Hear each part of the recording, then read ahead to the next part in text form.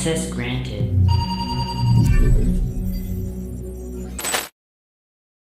Assalamualaikum warahmatullahi wabarakatuh. Halo teman-teman semuanya, gimana nih kabarnya? Semoga masih tetap semangat dan sehat selalu ya. Perkenalkan, kami dari kelompok 3 Ekonomi Pembangunan Fakultas Ekonomi dan Bisnis Universitas Lampung. Di sini, kami akan membahas bab 11 tentang proses pemasaran dan perilaku konsumen dalam mata kuliah Pengantar Bisnis dengan dosen pengampu Dr. Nova Mardiana SEMM. Sebelumnya, kita kenalan dulu yuk dengan para anggota kelompok 3. Yang pertama, ada Deska Triwulandari dengan NPM 2211021051. Dan yang kedua, ada Yuni Angelina Nainggolan dengan NPM 2211021064. Yang ketiga, ada saya sendiri yaitu Nadia Aprilia Agatha dengan NPM 2211021044. Yang keempat, Fahri Kaisar Ramadan dengan NPM 2211021073. Dan yang kelima, ada Tia Novianti dengan NPM 2211021050. Salam kenal ya semuanya. Baik teman-teman semuanya, di sini saya akan menjelaskan tentang tujuan pembelajaran. Tujuan pertama, menjelaskan konsep pemasaran dan menggambarkan 5 kekuatan yang membentuk lingkungan pemasaran eksternal. Tujuan 2, menjelaskan tujuan rencana pemasaran dan mengidentifikasikan 4 komponen bauran pemasaran. Tujuan 3, menjelaskan segmentasi pasar dan memperlihatkan cara menggunakan segmentasi ini dalam pemasaran target. Tujuan 4, membahas tujuan riset pemasaran dan membandingkan 4 metode riset pemasaran. Tujuan 5, menguraikan proses pembelian oleh konsumen dan faktor-faktor utama yang memengaruhi proses tersebut. Tujuan 6, membahas 4 kategori pasar organisasi dan karakteristik perilaku pembelian bisnis ke bisnis B2B. Tujuan 7, membahas bauran pemasaran internasional yang berlaku bagi kalangan bisnis kecil. Sebelum masuk ke dalam materi, kami ingin menunjukkan video contoh pemasaran dan penjualan dari batik Indonesia nih teman-teman. Mohon disimak ya.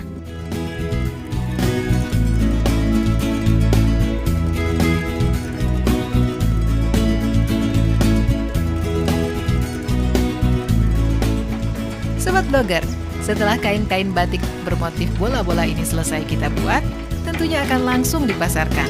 Nah, bagaimana ya proses pemasarannya? Ikuti terus penelusuran saya di Blogger Putih Abu-Abu. Tempat apa ya, Bu? Nah, ini showroomnya. Ya, kita tempat memasarkan hasil produk yang tadi itu. Oh, seperti itu ya, Ya, ya.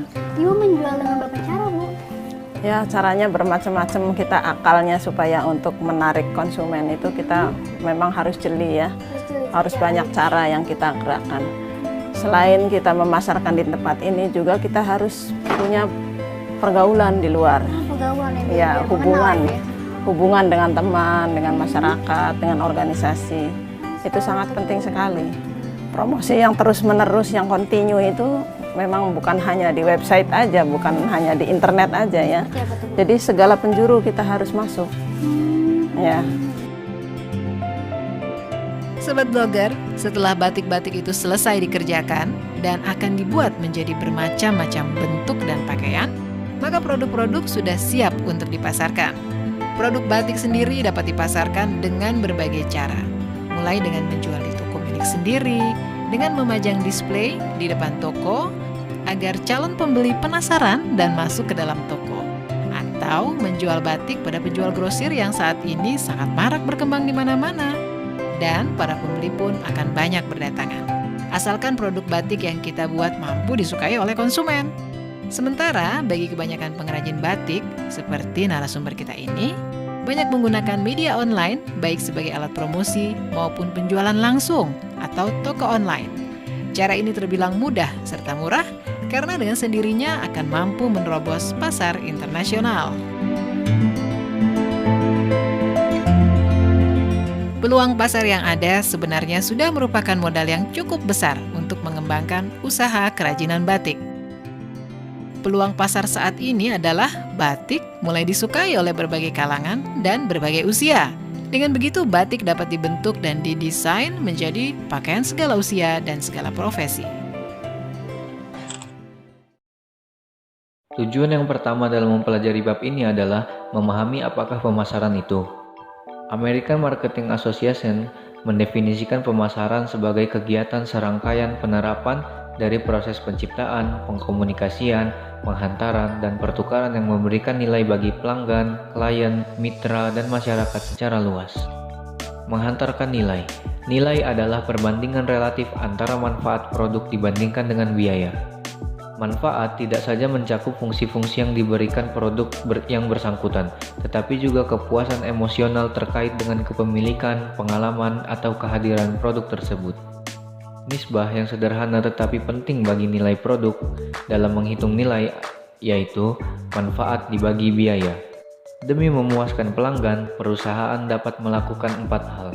Yang pertama, mengembangkan produk yang benar-benar baru yang berkinerja lebih baik, atau memberikan manfaat yang lebih besar ketimbang produk yang sudah ada. Yang kedua, membuka toko yang lebih lama selama musim sibuk, menambah manfaat kenyamanan berbelanja. Yang ketiga, menawarkan pengurangan harga, manfaat biaya yang lebih rendah.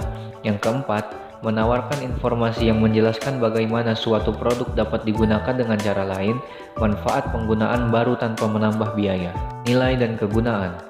Kegunaan adalah kemampuan produk untuk memenuhi keinginan dan kebutuhan manusia. Ada 4 jenis kegunaan. Yang pertama, kegunaan bentuk, yaitu menyediakan produk dengan fitur yang diinginkan pelanggan. Yang kedua, kegunaan waktu, menyediakan produk ketika pelanggan menginginkannya. Yang ketiga adalah kegunaan tempat, yaitu menyediakan produk di mana pelanggan menginginkannya. Yang terakhir, ada kegunaan kepemilikan, yaitu mengalihkan kepemilikan produk kepada pelanggan dengan menetapkan harga jual, menetapkan ketentuan pembayaran secara kredit, dan menyediakan dokumen kepemilikan. Ada berbagai macam lingkungan pemasaran. Yang pertama adalah lingkungan politik hukum, yaitu hubungan antara dunia bisnis dan pemerintah, biasanya dalam bentuk peraturan bisnis yang dibuat oleh pemerintah. Yang kedua, ada lingkungan sosial budaya, yaitu kebiasaan adat, nilai, dan karakteristik kependudukan masyarakat tempat berfungsi dalam suatu organisasi. Yang ketiga ada lingkungan teknologi, yaitu seluruh cara bagaimana perusahaan menciptakan nilai bagi berbagai pihak terkait. Yang keempat ada lingkungan ekonomi, yaitu kondisi-kondisi relevan yang ada dalam sistem ekonomi tempat beroperasinya suatu perusahaan. Dan yang kelima ada lingkungan persaingan, yaitu sistem persaingan tempat bisnis bersaing. Tujuan kedua dalam bab ini adalah mengembangkan rencana pemasaran. Rencana pemasaran adalah rincian strategi untuk memfokuskan usaha pemasaran demi pemenuhan kebutuhan dan keinginan konsumen. Rencana pemasaran mengidentifikasikan tujuan pemasaran dengan memuat apa yang harus dicapai pemasar di masa mendatang. Yang kedua ada tujuan pemasaran. Tujuan pemasaran adalah sasaran yang ingin dicapai. Rencana pemasaran adalah fondasi yang memandu seluruh detail kegiatan dalam rencana tersebut. Strategi pemasaran merencanakan bauran pemasaran. Strategi pemasaran adalah seluruh program dan kegiatan pemasaran yang akan digunakan untuk mencapai tujuan pemasaran. Manajer pemasaran adalah manajer yang merencanakan dan melaksanakan kegiatan pemasaran yang menghasilkan penghantaran produk dari produsen ke konsumen. Bauran pemasaran adalah kombinasi dari strategi produk penetapan, harga, promosi, dan tempat distribusi yang digunakan untuk memasarkan produk. Produk adalah barang, jasa, atau gagasan yang dipasarkan untuk memenuhi kebutuhan dan keinginan pelanggan. Diferensiasi produk adalah penciptaan fitur atau citra produk yang membedakannya dengan produk yang sudah ada agar menarik minat pelanggan. Penetapan harga adalah proses penetapan harga terbaik dalam rangka menjual suatu produk. Tempat distribusi adalah bagian dan bauran pemasaran yang mempertimbangkan cara menghantarkan produk dari produsen ke konsumen. Promosi adalah aspek-aspek bauran pemasaran yang berhubungan dengan teknik paling efektif untuk mengomunikasikan informasi mengenai produk. Iklan adalah bentuk komunikasi non-personal berbayar yang digunakan oleh sponsor untuk mengajak atau menginformasikan suatu produk kepada calon pembeli. Penjualan personal adalah penjualan personal kepada calon pembeli. Promosi penjualan adalah bujukan langsung seperti premium, kupon, dan sisipan paket untuk memikat konsumen agar membeli produk. Hubungan masyarakat adalah upaya komunikasi yang ditujukan untuk membangun itikat baik dan sikap yang mendukung di kalangan masyarakat terhadap organisasi dan produknya. Dan yang terakhir adalah memadukan semuanya. Strategi terintegrasi. Strategi yang memadukan 4 pemasaran untuk memastikan kesesuaian bauran pemasaran satu sama lain dan juga dengan kegiatan non-pemasaran perusahaan. Selanjutnya yaitu materi strategi pemasaran, pemasaran target, dan segmentasi pasar. Munculnya konsep pemasaran dan pengenalan kebutuhan serta keinginan pelanggan dapat mendorong pemasar untuk mempertimbangkan target pasar. Nah, apa sih target pasar? Target pasar yaitu suatu kelompok khusus yang terdiri dari orang-orang atau organisasi yang menjadi fokus pemasaran suatu perusahaan. Pemilihan target pasar menjadi langkah awal dalam strategi pemasaran. Pemasaran target harus ada segmentasi pasar atau market segmentation, yaitu membagi pasar ke dalam berbagai kategori jenis pelanggan atau segmen yang memiliki kebutuhan serta keinginan serupa serta minat pada produk yang sama. Sebagai contohnya adalah perusahaan General Motors yang pernah menawarkan mobil dengan beragam fitur dan tingkatan harga yang berbeda. General Motors di masa lalu menggunakan strategi penyediaan mobil untuk seluruh segmen pasar. Tetapi, ketika krisis keuangan memaksa perusahaan General Motors untuk menargetkan hanya beberapa segmen pasar dan menyetop produksi merek-merek tertentu. Selanjutnya, mengidentifikasikan segmen pasar. Dalam mengidentifikasikan suatu segmen pasar, maka harus memiliki sifat umum yang akan mempengaruhi keputusan pembelian mereka. Ada 5 pengaruh pada perilaku konsumen. Yang pertama, segmentasi geografis. Banyak keputusan dalam membeli sesuatu yang dipengaruhi oleh tempat. Variabel geografis, yaitu unit geografis, mulai dari negara hingga lingkungan sekitar yang dapat dipertimbangkan dalam mengembangkan strategi segmentasi geografis. Sebagai contohnya, yaitu apotik di Jackson Hole, Wyoming menjual senjata sementara di Chicago tidak diizinkan menjual senjata. Yang kedua, segmentasi demografis adalah strategi untuk memisahkan konsumen berdasarkan variabel demografis dalam populasi penduduk dengan ciri-ciri seperti usia, pendapatan, gender, etnis, status nikah, ras, agama, dan kelas sosial, serta bergantung pada tujuan yang ingin dicapai oleh pemasar.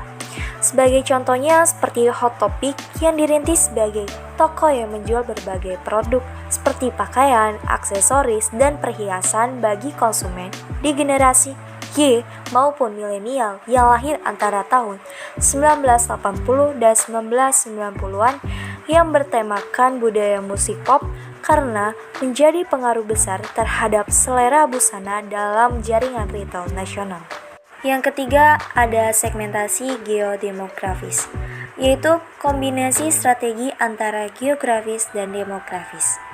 Yang keempat, segmentasi psikografis, yang berdasarkan variabel psikografis seperti gaya hidup, minat, kepribadian, dan sikap. Contohnya Burberry dengan jas hujannya, dia menjadi simbol tradisi Inggris sejak tahun 1956 dengan slogan The Iconic British Luxury Brand, sehingga mereknya sudah mendunia seperti Gucci. Yang kelima atau terakhir yaitu segmentasi perilaku, yang menggunakan variabel perilaku dalam pemasangan produk, termasuk dalam bidang-bidang seperti pengguna skala besar, pembeli, situasional, atau tujuan khusus. Selanjutnya yaitu tentang riset pemasaran. Apa itu riset pemasaran? Riset pemasaran yaitu studi mengenai kebutuhan dan keinginan konsumen, serta bagaimana mencari cara terbaik agar dapat memenuhi kebutuhan dan keinginan tersebut, serta menjadi sarana yang sangat berpengaruh dalam memperoleh informasi untuk membuat keputusan. Dalam melaksanakan riset pemasaran, tentunya kita harus melalui proses riset pemasaran. Yang pertama yaitu meneliti situasi saat ini. Kita harus tahu apa yang dibutuhkan dan apa yang harus dilakukan untuk memenuhinya. Yang kedua yaitu memilih metode riset. Dari berbagai macam metode yang ada, pemasar harus mempertimbangkan efektivitas serta biaya dari berbagai pilihan tersebut. Yang ketiga yaitu mengumpulkan data. Dalam mengumpulkan data, kita mempunyai dua jenis data. Yang pertama yaitu data sekunder. Data sekunder merupakan data yang telah tersedia dari penelitian sebelumnya. Yang kedua yaitu data primer. Data primer yaitu data yang baru saja diperoleh dari penelitian yang baru dilakukan. Yang keempat yaitu menganalisis data. Dari data-data yang tidak berguna, pada akhirnya akan disusun menjadi suatu informasi. Yang kelima yaitu membuat laporan. Pada laporan ini harus mencakup pada metodologi penelitian dan juga temuannya. Laporan ini juga harus mengidentifikasikan solusi serta memberikan rekomendasi tindakan. Selanjutnya yaitu metode riset pemasaran. Yang pertama adalah observasi, merupakan pengumpulan data melalui pengamatan dan pencatatan perilaku konsumen. Biasanya menggunakan rekaman kamera langsung, pelacakan komputer, dan juga teknologi elektronik lainnya. Yang kedua yaitu survei, merupakan pengumpulan data konsumen melalui penggunaan kuesioner, telepon, dan juga wawancara langsung. Yang ketiga yaitu kelompok fokus, dengan mengelompokkan sekelompok orang dalam satu lokasi dan diberikan satu persoalan serta diminta untuk membahasnya. Teknik ini memungkinkan peneliti untuk mengeksplorasi persoalan yang terlalu kompleks jika hanya menggunakan kuesioner. Cara ini menghasilkan ide dan solusi yang kreatif. Yang keempat yaitu eksperimen, merupakan suatu metode yang menggunakan sampel dengan konsumen untuk menguji versi produk terbaru atau variasi dari produk lama. Eksperimen dapat memakan biaya tinggi karena biaya dalam membuat situasi eksperimen, mendapatkan responden, membayar responden, dan juga membayar mereka yang melakukan eksperimen tersebut. Selanjutnya yaitu memahami perilaku konsumen. Perilaku konsumen merupakan studi mengenai proses keputusan konsumen yang mendorong mereka untuk membeli dan mengonsumsi berbagai produk. Nah, dari itu ada pun pengaruh-pengaruh pada perilaku konsumen. Yang pertama yaitu pengaruh psikologis, mencakup motivasi individu, persepsi, kemampuan belajar, dan sikap individu tersebut. Yang kedua yaitu pengaruh pribadi, mencakup pada gaya hidup, kepribadian, dan juga status ekonomi. Yang ketiga yaitu pengaruh sosial, mencakup pada keluarga, pemimpin opini, dan juga kelompok rujukan seperti teman, rekan kerja, dan juga kolega seprofesi. Lalu yang keempat adalah pengaruh budaya, mencakup pada budaya, subkultur, dan juga kelas sosial. Oke, selanjutnya yaitu proses pembelian oleh konsumen. Yang pertama yaitu pengenalan masalah atau kebutuhan. Proses ini terjadi ketika konsumen mengenali adanya masalah ataupun kebutuhan. Misalnya, butuh handphone baru untuk mengganti handphone yang lama. Lalu yang kedua yaitu pencarian informasi, memudahkan untuk menghasilkan kumpulan pertimbangan atau pilihan dari sejumlah produk yang akan dibeli. Misalnya dari mencari toko, jenis atau merek, harga, dan juga pendapat orang lain. Yang ketiga yaitu evaluasi alternatif. Ini menganalisis atribut-atribut produk seperti harga, prestis, dan juga kualitas di mana yang paling memenuhi kebutuhan. Seperti handphone apa yang akan dibutuhkan atau dicari, harga mana yang cocok, dan juga reaksi orang lain atas handphone yang baru. Yang keempat yaitu kebutuhan pembelian. Membeli produk yang didasarkan pada motif rasional, emosional, maupun keduanya. Seperti saat memilih atas dasar rasionalitas atau emosi belaka. Yang kelima yaitu evaluasi pasca penjualan ataupun pasca pembelian. Nah, di sini ingin mengetahui respon konsumen terhadap produk yang telah dibeli, apakah puas terhadap produk yang dibeli, apakah tidak. Nah, di sini juga kita melihat reaksi orang lain dan juga uji daya tahan serta membandingkannya dengan barang yang lama. Perilaku pemasaran dan pembelian oleh organisasi. Pemasaran bisnis melibatkan pasar organisasi atau komersial yang dibagi ke dalam 4 kategori B2B. Yang pertama, perusahaan jasa, industri, pedagang perantara atau reseller, serta pemerintah dan lembaga. Pasar perusahaan jasa. Sebelumnya teman-teman udah ada yang tahu belum apa itu pasar perusahaan jasa? Nah, pasar perusahaan jasa merupakan perusahaan yang bergerak dalam bisnis penyediaan jasa kepada masyarakat yang mengonsumsi jasa. Contoh dari penyedia jasa itu sendiri antara lain dokter, driver ojek online, konsultan pariwisata, dan masih banyak lainnya. Pasar industri. Pasar industri merupakan pasar organisasi yang terdiri dari perusahaan yang membeli barang kemudian diubah menjadi produk lain atau digunakan dalam proses produksi.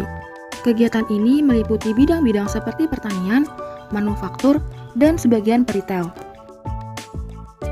Pasar perdagangan perantara. Pasar perdagangan perantara merupakan pasar organisasi yang terdiri dari para perantara yang membeli dan menjual kembali barang jadi. Sebelum produk sampai di tangan konsumen, produk tersebut harus didistribusikan melalui pasar perdagangan perantara atau reseller market yang terdiri dari perantara antara lain pedagang grosir dan pengecer yang membeli dan menjual kembali barang jadi. Pasar pemerintah dan kelembagaan. Pasar pemerintah adalah pasar di mana terdapat lembaga-lembaga pemerintah seperti departemen-departemen, direktorat, kantor, dan instansi lainnya. Sedangkan pasar kelembagaan ialah pasar organisasi yang terdiri dari pembeli barang dan jasa dari kalangan pemerintah seperti rumah sakit, rumah ibadah, museum, dan yayasan amal. Perilaku pembelian B2B. Dalam beberapa hal, perilaku pembelian oleh organisasi tidak serupa dengan praktik pembelian yang dilakukan oleh konsumen. Perbedaan ini antara lain kemampuan membeli yang dimiliki pembeli dan penekanan pada hubungan pembeli-penjual. Tidak seperti kebanyakan konsumen, pembeli organisasi melakukan pembelian dalam jumlah besar dan mereka adalah kalangan profesional, ahli, dan memiliki informasi yang baik. Karakteristik pembeli B2B antara lain yang pertama, pembeli industri membeli dalam jumlah besar.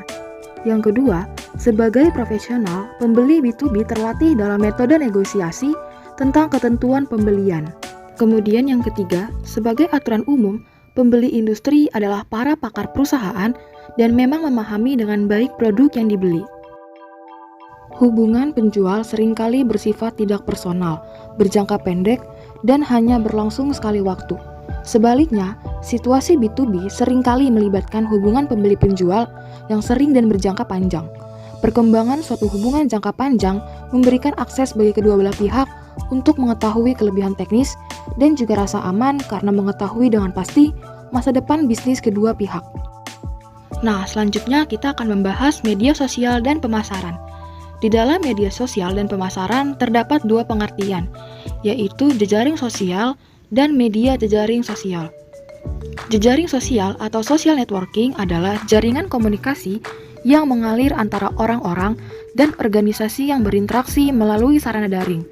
Sedangkan media jejaring sosial merupakan situs web atau saluran akses seperti Facebook, Twitter, LinkedIn, dan YouTube yang merupakan tempat konsumen mencari informasi dan membahas produk. Pemasaran viral dan jejaring sosial. Pemasaran viral atau viral marketing adalah bentuk pemasaran yang mengandalkan jejaring sosial dan internet untuk menyebarkan informasi seperti halnya virus yang menular dari individu ke individu lain. Tujuan pemasarannya adalah meningkatkan kesadaran merek, mempromosikan ide-ide produk, atau untuk mendorong rasa antusiasme sehingga dapat merangsang penjualan.